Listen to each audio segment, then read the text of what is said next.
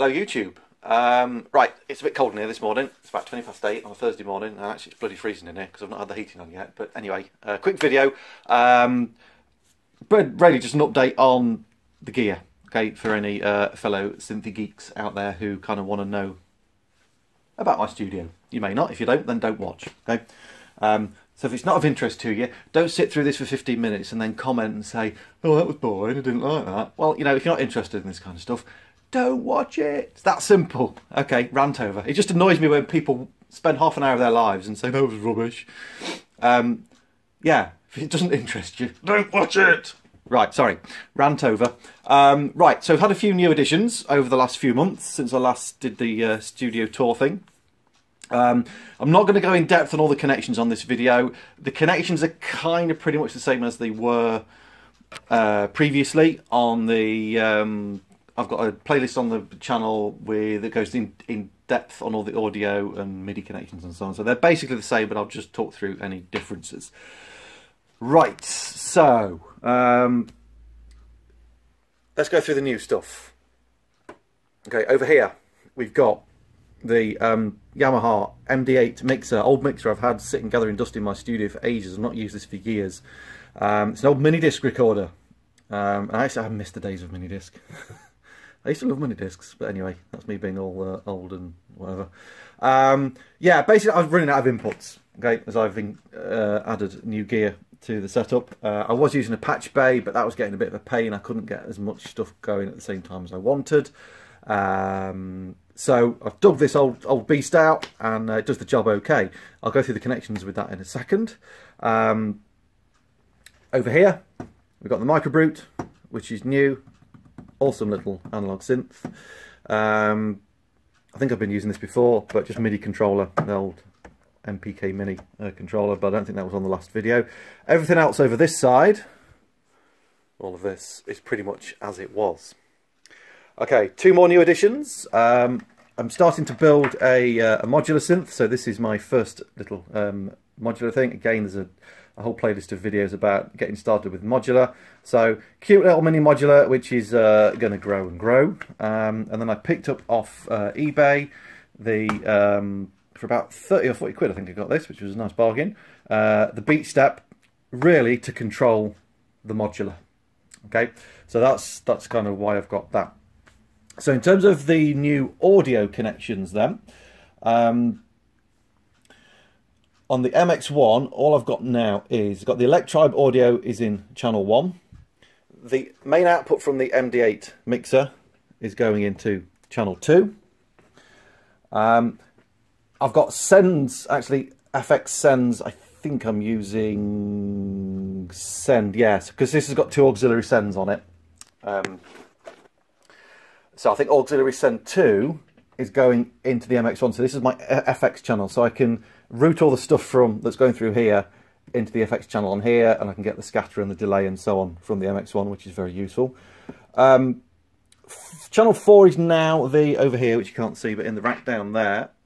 I've got an old Yamaha TMX drum module, which has got some quite cool retro-y sounds on it. So that's now going in there. I was using that with the patch bay before, so I've got access to that the whole time. Then the iPad is still in 5 and 6. Digital channel I'm not using at the moment, so I've got a spare one there, which I can use. And then the USBs, as before, that's basically the IRA gear going into there as it was before.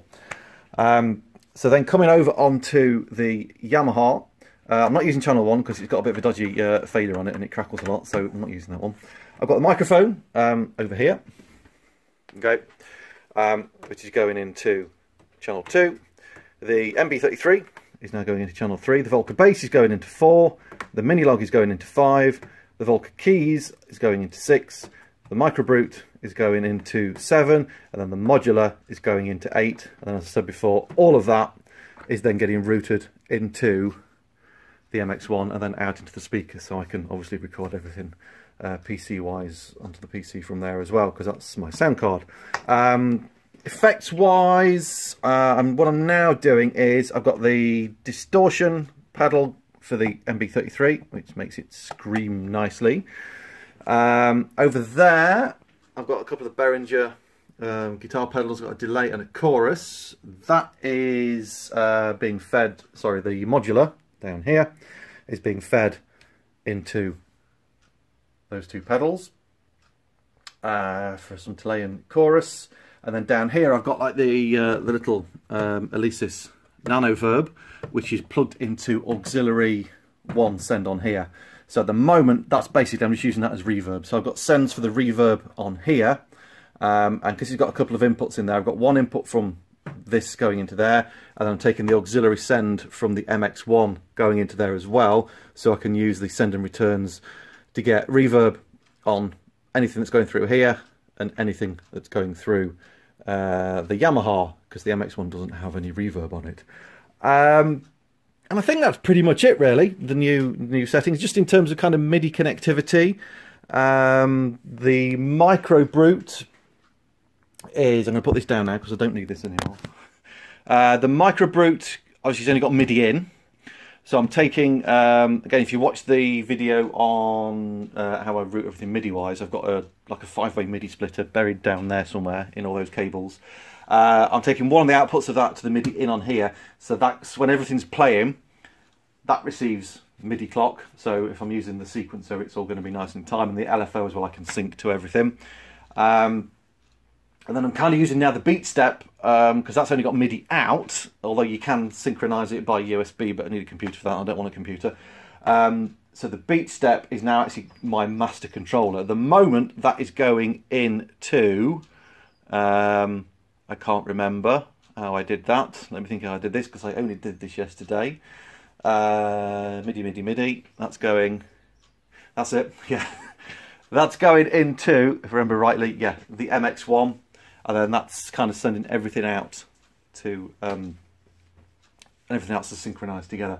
So the slight difference is, because sometimes I'm going to use the beat step as the master clock. So I'll press play on here, and then all of this starts playing.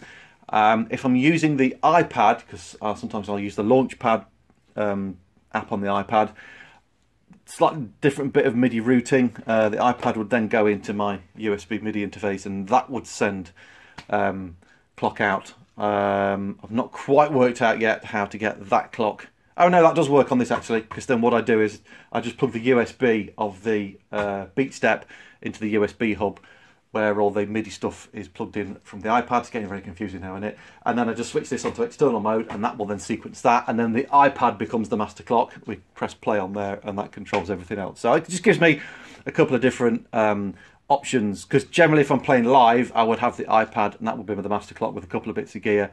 But for general kind of studio work, I don't use the iPad. It's just all of this gear, which I record into Ableton Live, and then I'll add stuff in from there as well, and I make the arrangement from there.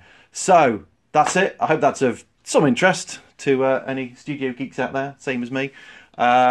Got any questions or comments, then please leave them in the box below. If you've got any questions or any suggestions for future videos, quite happy to take those on board. I can't promise I will do everybody's for them, but it's always useful, you know, if somebody says, I've got this, how can I do this kind of thing? Yeah, then happy to do that for you. And usual things, please like, subscribe, go and check my music out on Spotify, Apple Music, Deezer, whichever, you know, wherever you want to use it. Go and stream it millions of times, or go and buy a few copies, because it helps me buy all of this, and I'm now obsessed with modulars, so I need a lot more money to make this thing look massive. Alright, thanks for watching, and I'll see you in the next video.